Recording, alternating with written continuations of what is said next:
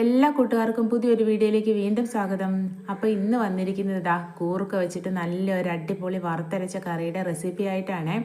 അപ്പം നമ്മൾ സാധാരണ എപ്പോഴും കൂർക്കയൊക്കെ തോരനും മെഴുക്കുവരട്ടിയൊക്കെ അല്ലേ വെക്കുന്നത്. ഇന്ന് നമുക്ക് കൂർക്ക വറുത്തരച്ച ഒരു കറി വെക്കാം കേട്ടോ. അപ്പോൾ കൂർക്കയൊക്കെ ക്ലീൻ ചെയ്ത് വേകാൻ ആവശ്യത്തിന് വെള്ളമൊക്കെ ഒഴിച്ച് അടുപ്പയിൽ വെച്ച് കൊടുത്തിട്ടുണ്ട്. അപ്പോൾ കൂർക്കയൊക്കെ ഒന്ന് തിളച്ച് വന്ന സമയം നമ്മൾ പാകത്തിനുള്ള ഉപ്പും മഞ്ഞൾപ്പൊടിയും കൂടി ചേർത്ത് കൊടുക്കുകയാണ് കേട്ടോ. അപ്പം നമ്മുടെ വീഡിയോ ഒക്കെ നിങ്ങൾക്കൊക്കെ ഇഷ്ടപ്പെടുന്നുണ്ടോ? അപ്പം ഇഷ്ടപ്പെടുന്ന കൂട്ടുകാരെല്ലാവരും ലൈക്ക് ചെയ്യാനും പിന്നെ ആദ്യമായിട്ട് കാണുന്ന കൂട്ടുകാരൊക്കെ സബ്സ്ക്രൈബ് ചെയ്ത് നമ്മളെയൊക്കെ ഒന്ന് സപ്പോർട്ടും കൂടി ഒന്ന് ചെയ്തേക്കണേ.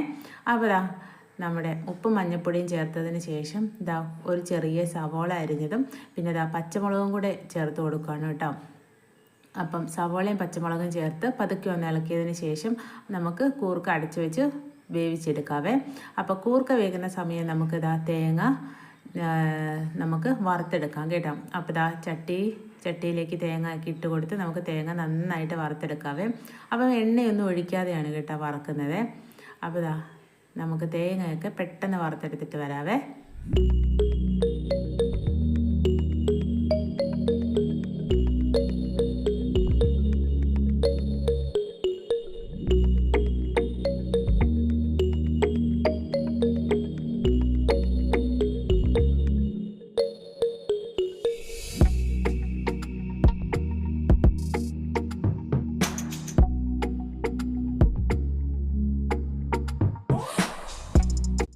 അപ്പോൾ തേങ്ങയൊക്കെ നന്നായിട്ട് വറന്ന് വന്നിട്ടുണ്ട്. ഇനി നമുക്ക് മുളക് പൊടിയും മല്ലിപ്പൊടിയും പിന്നെ കുറച്ച് ഗരം മസാലയും കൂടെ നമുക്ക് ചേർത്ത് കൊടുക്കാം കേട്ടോ. മുളക് പൊടി ഞാൻ ഒരു കുറച്ചേ ചേർത്തിട്ടുള്ളൂ കേട്ടോ. അപ്പോൾ നമുക്കിവിടെ എരിവ് കുറവ് മതി, അതുകൊണ്ട് മുളക് പൊടി ഞാൻ കുറച്ചാണ് ചേർത്തിരിക്കുന്നത്. കൂടുതൽ മല്ലിപ്പൊടിയാണ് കേട്ടോ, മുളക് പൊടിയെ കഴിഞ്ഞും കൂടുതൽ ചേർത്തിരിക്കുന്നത് കേട്ടോ.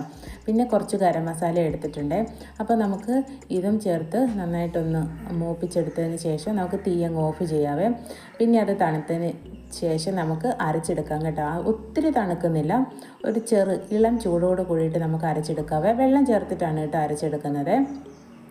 അപ്പോൾ കൂർക്കയൊക്കെ ഇതുപോലെ വറുത്തരച്ച് കറിയൊക്കെ വെക്കുവാണെങ്കിൽ ഒരു പ്രത്യേക ടേസ്റ്റ് ആയിരിക്കും കേട്ടോ. ഇറച്ചിക്കറിയുടെയൊക്കെ ആ ഒരു ടേസ്റ്റ് വരും കേട്ടോ.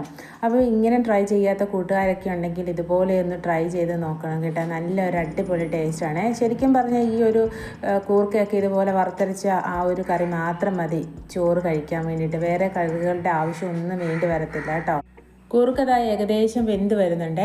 അപ്പം നമ്മൾ കുക്കറിനകത്തൊക്കെ ഇട്ട് വേവിക്കുന്നതിലും നല്ലത് ഇതുപോലെ ചട്ടിയിലൊക്കെ ഇട്ട് വേവിക്കുകയാണെങ്കിൽ നമ്മുടെ പാകത്തിന് വെന്ത് കിട്ടും. ചിലപ്പോൾ കുക്കറിലൊക്കെ ഇട്ട് നമ്മൾ വിസിലടുപ്പിക്കുമ്പോൾ ചില കൂർക്കയൊക്കെ പെട്ടെന്ന് വെന്ത് പോകും.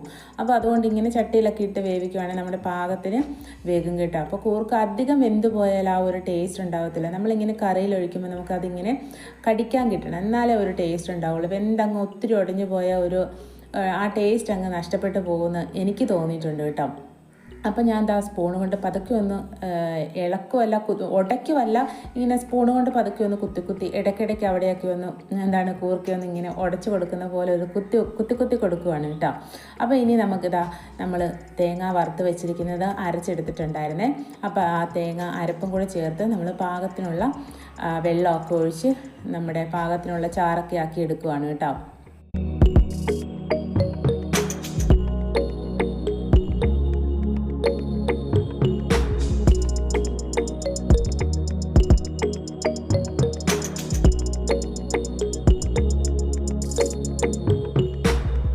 അങ്ങനെ ആവശ്യത്തിനുള്ള കൂർക്ക ചാറൊക്കെ ആക്കിയെടുത്ത് നമുക്കിതാ ഇനി നന്നായിട്ടൊന്ന് തിളപ്പിക്കാൻ വെക്കണം കേട്ടോ.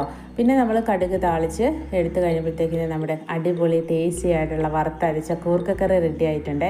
അപ്പോൾ ഇതുപോലെ നിങ്ങളൊക്കെ ഉണ്ടാക്കുന്നവരാണോ? എനിക്കിഷ്ടമാണ് കേട്ടോ. കൂർക്ക എങ്ങനെ വെച്ചാലും എനിക്ക് ഭയങ്കര ഇഷ്ടമാണ്. കൂർക്ക മെഴുക്കുവരട്ടി വെച്ചാലും ഇതുപോലെ തോരൻ വെച്ചാലും ചാറുകറി വെച്ചാലും ഒക്കെ എനിക്ക് കൂർക്ക ഭയങ്കര ഇഷ്ടമാണ് കേട്ടോ. അപ്പോൾ നിങ്ങൾക്കൊക്കെ കൂർക്ക ഇഷ്ടമാണെങ്കിൽ ഒന്ന് കമൻറ്റ് ചെയ്യണേ. അപ്പോൾ ആവശ്യത്തിനുള്ള ചാറൊക്കെ ആക്കി എടുത്തിട്ടുണ്ട്. പിന്നെ നമ്മുടെ കൂട്ടുകാരെല്ലാവരും ഇഷ്ടപ്പെട്ടെങ്കിൽ നമ്മുടെ വീഡിയോയ്ക്ക് ലൈക്ക് ചെയ്യാൻ മറക്കരുത് കേട്ടോ. അപ്പോൾ അങ്ങനെ കൂർക്കയൊക്കെ നന്നായിട്ട് തിളച്ച് വന്നിട്ടുണ്ട്.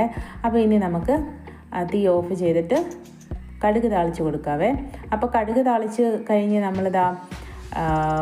ഒരു 2-3 മിനിറ്റ് കടുക് താളിച്ച് വെച്ചൊന്ന് അടച്ച് അതുപോലെ തന്നെ അങ്ങ് വെക്കും കേട്ടോ. പിന്നെ നമ്മൾ ഒരു കുറച്ച് നേരം കഴിഞ്ഞ് നമ്മൾ ആ കടുക് താളിച്ചിട്ട് കറി ഇളക്കി എടുക്കുകയുള്ളൂ. അപ്പോൾ എന്നാലേ ആ ഒരു ടേസ്റ്റ് ആ മണമൊക്കെ നമുക്ക് കിട്ടുള്ളൂ കേട്ടോ.